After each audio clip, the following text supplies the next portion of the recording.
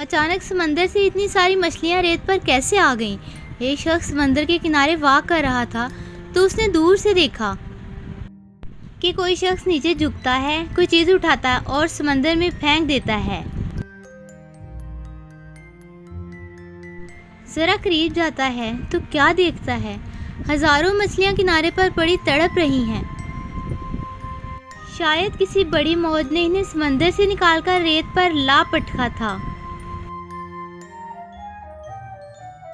اور وہ شخص ان مچھلیوں کو واپس سمندر میں پھینک کر ان کی جان بچانے کی کوشش کر رہا تھا۔ اسے اس شخص کی بے وقوفی پر ہنسی آ گئی۔ اس نے ہنستے ہوئے کہا، اس سے کیا فرق پڑنا ہے؟ ہزاروں مچھلیاں ہیں، کتنی بچا پاؤ گے؟ یہ سن کر وہ شخص نیچے جھکا، ایک تڑپتی ہوئی مچھلی کو اٹھایا اور سمندر میں اچھال دیا۔ وہ مچھلی پانی میں جاتے ہی تیزی سے تیرتی ہوئی آگے نکل گئی۔ پھر اس نے سکون سے دوسرے شخص کو کہا، اسے فرق پڑا۔ در حقیقت یہ کہانی ہمیں سمجھا رہی ہے کہ ہماری چھوٹی سی کاوش سے بھلے مجموعی حالات تبدیل ہو نہ ہوں، مگر کسی ایک کے لیے وہ فائدہ مند ثابت ہو سکتی ہے۔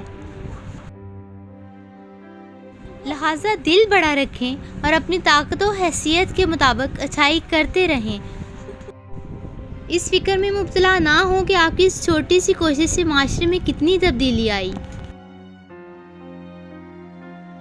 بلکہ یہ سوچیں کہ آپ نے اپنے حصے کی اچھائی کا حق کتنی حد تک ادا کیا۔ مخلوق خدا کی مدد کیجیے۔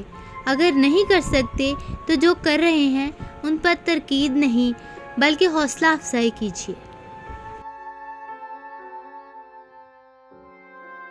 جو شخص مدد مانگ رہا ہے، چاہے چھوٹی سی ہی صحیح، اس پر شک نہ کیجیے، بلکہ یہ سوچ کر مدد کر دیں، کروڑوں لوگوں میں اللہ تعالیٰ نے آپ کو چنا ہے مدد کے لیے، جو اس کے دل میں ڈال کر بھیجتا ہے، ورنہ یہ کام کسی اور سے بھی لے سکتا ہے۔